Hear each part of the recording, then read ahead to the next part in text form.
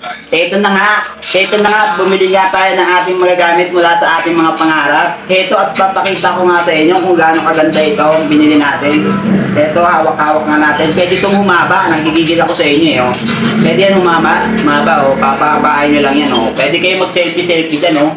Pwede kayo mag-selfie-selfie dyan. Tapos ito, gagamitin nyo yan pag walang kukuha sa inyo. Ito, Bluetooth to. Yan, ilalagay nyo yan dyan. Ha?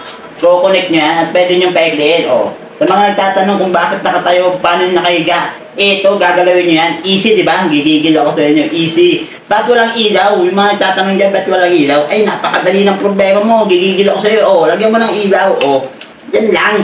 Yan lang. Oh, bakit hindi naka-stand? Oh, ito, papatayuin natin. Siyempre, oh, gigigil ako sa inyo eh. Oh.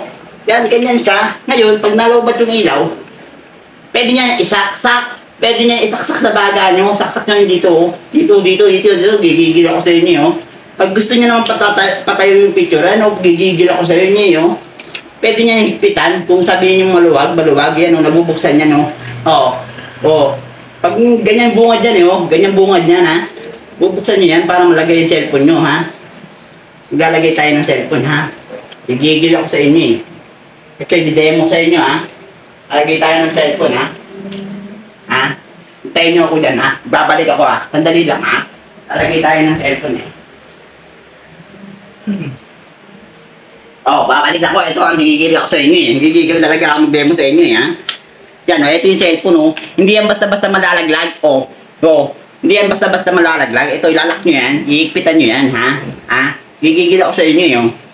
Kung gusto nyo hawakan nyo, ha? Kung gusto nyo patayuin nyo, ha? Ha?